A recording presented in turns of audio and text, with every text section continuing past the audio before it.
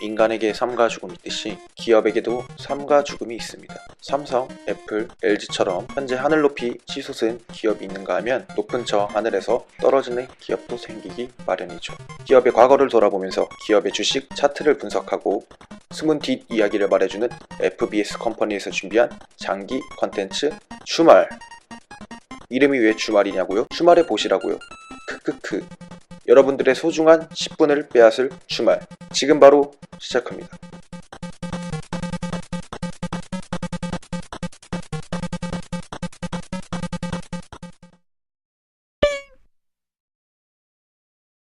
오늘의 첫 번째 주인공, 바로 펜텍입니다. 20대 여러분들에겐 굉장히 생소할 수 있는 회사지만 스마트폰 배가의 제조회사라고 하면 다들 아실 그 회사입니다. 30대 이상 분들은 굉장히 찬란하게 바라보지만 필자를 포함한 20대 아래로부턴 매우 생소한 그 회사 펜텍.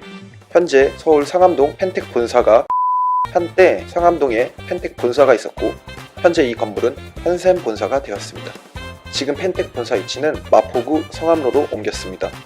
한때는 삼성과 LG와 나란히 어깨를 거닐며 기업 순위 12랭크에 들었었고 3, 4년 전만 해도 배가는 우리 근처에서 흔히 볼 수 있는 스마트폰이었으나 현재는 회사를 단돈 1,000만 원에 매각하게 된 처지가 된 펜텍. 펜텍에 대해서 알아봅시다.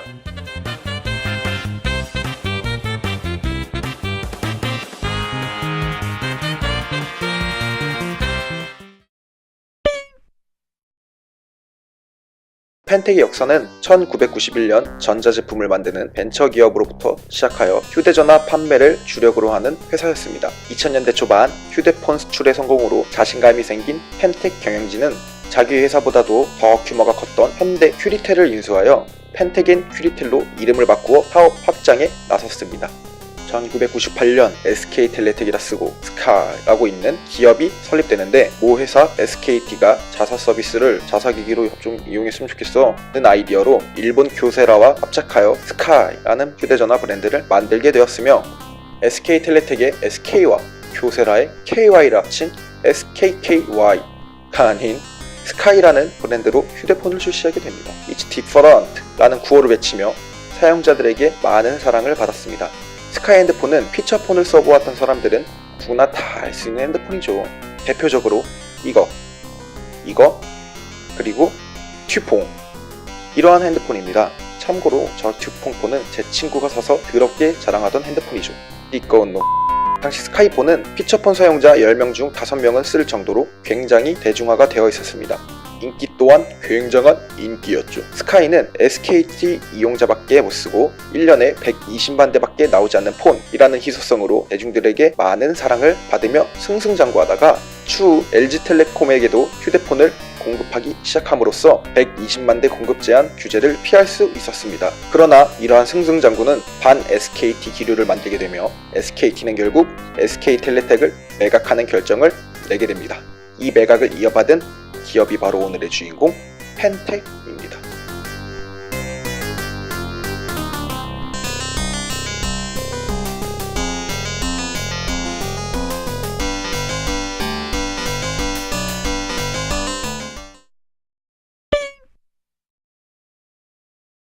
이후 펜텍은 스카이폰의 프리미엄 폰과 큐리텔의 저가형 폰을 병행한다는 공략을 내세우며 차차 SK텔레텍의 흔적을 지우게 되는데 SK텔레텍의 이름을 스카이텔레텍으로 바꾸며 스카이의 대표적인 구호 It's different도 머스트 해브로 바꾸었습니다. 펜텍이 스카이를 인수 출시된 휴대폰은 평판이 많이 좋진 않았지만 당시 국내 휴대폰 시장은 삼성, LG, 스카이 3개의 회사의 삼국지였습니다.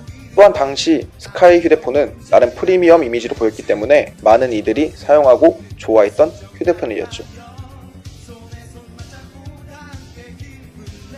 이렇게 펜텍은 꽃길만 걸을 줄 알았습니다.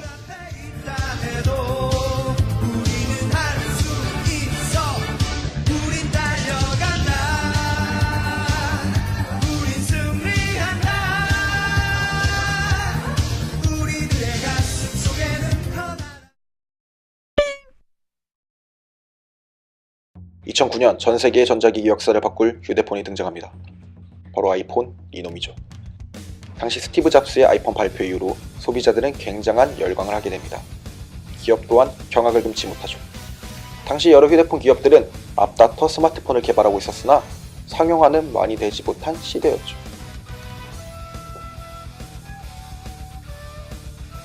아이폰의 등장으로 국내 휴대폰 제조회사들은 발등에 불똥이 떨어지고 앞다퉈 스마트폰을 출시하게 됩니다. 대표적으로 삼성의 옴레기, 삼성의 갤럭시, LG의 옵티머스, 펜텍의 시리우스.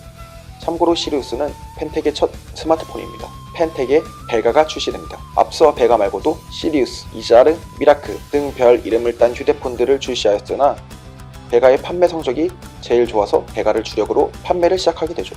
베가는 나름 좋은 성적을 얻었습니다. 당시 아이폰의 힘이 너무 강해서 국내 휴대폰 제조사들은 죽을 지경을 맛보았고 펜텍의 베가도 예외는 아니었죠. 하지만 국내에서 아이폰은 비싼 가격대에 형성되어 있었고 통신사들도 아이폰 판매로 마진을 많이 남기지 못해서 국내 휴대폰 판매에 열을 올리고 있었습니다.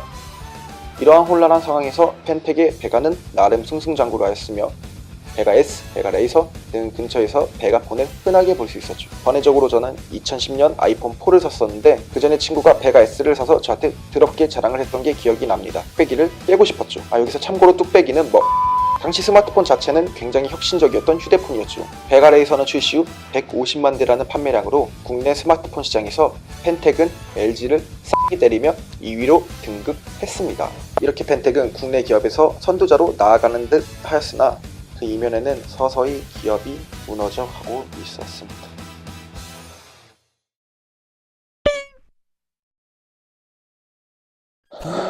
2012년 펜텍의 경영난이 시작되고 부채 비율은 기업 분석표와 같이 나타날 정도로 어마어마한 빛을 내게 되는데 바로 현금 동원력이 약해진 게 원인이며 베가 시리즈 판매에 지나치게 판매 장려금을 쏟아붓는 이유 또한 큰 역할을 하였습니다. 계속해서 늘어난 부채로 2013년 9월 24일 펜텍 부회장 사퇴 후 전체 직원의 3분의 1 정도인 800명에게 6개월 무급 휴직을 실시할 계획이라 발표했을 정도로 재정난이 어마어마하게 악화되고 있었습니다. 참고로 한 달 뒤 베가 시크릿노트라는 최신 스마트폰이 출시된 것으로 보아 표면적으로는 계속해서 회사가 성장해 나아가는 것으로 보였으나 속에서는 이미 엄청난 재정난으로 골마 터지기 일보 직전이었습니다.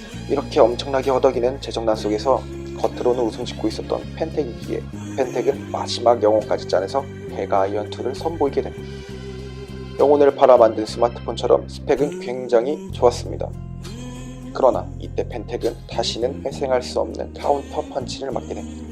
바로 2014년 7월 이동통신사들의 영업정지입니다. 당시 미래창조과학부는 SK, KT, LG 세 이동통신사에게 불법 보조금 지급에 대한 금지행위 책임을 물어 각각 45일간 정지시킨 것입니다. 참고로 펜텍의 마지막 동아줄이었던 베가 아이언2는 2014년 5월 출시할 스마트폰이었습니다. 출시일에 맞춰 45일간 정지를 받게 된 이동통신사들은 또한 펜텍에게 빚으로 걷게 되는데 이동통신사에 남아있는 펜텍의 재고가 70만 대나 되었고 이동통신사가 기존 펜텍의 스마트폰 재고 물량이 소모되지 않으면 신규 물량을 주문하지 않기로 했다는 것입니다. 펜텍은 이미 안으로는 재무가 파탄이 난 상태에서 손발까지 묶여버린 상태가 된 겁니다. 이러한 환경은 펜텍에게 곧 사형 선고나 다름없었죠. 그렇게 펜텍은 직격탄을 맞고 다시는 일어나지 못하게 됩니다. 결국 펜텍은 2014년 8월 19일 법정 관리가 시작됐고 회사 매각 공고를 내게 됩니다. 사실상 펜텍은 그렇게 하늘에서 나락으로 추락하게 됩니다. 이후 여러 회사에서 펜텍을 인수하겠다고 나섰으나 실질적으로 인수를 희망하는 기업은 나타나지 않게 됩니다. 3차 매각까지 인수가 되지 않았고 결국 2015년 5월 26일 회생 절차를 포기하게 되었습니다. 파산 절차는 시간 문제가 된 것이죠. 그렇게 펜텍은 역사의 뒤편으로 사라지게 됩니다.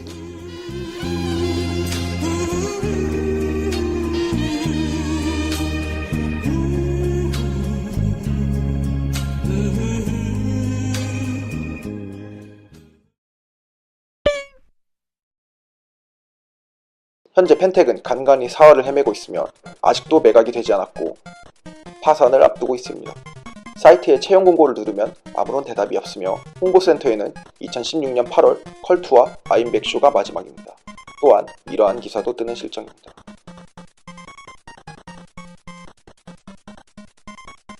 오늘은 이렇게 펜텍에 대해서 알아보았는데요. 정상급의 위치에 섰던 기업이었으나 현재는 사경을 헤매고 있는 펜텍.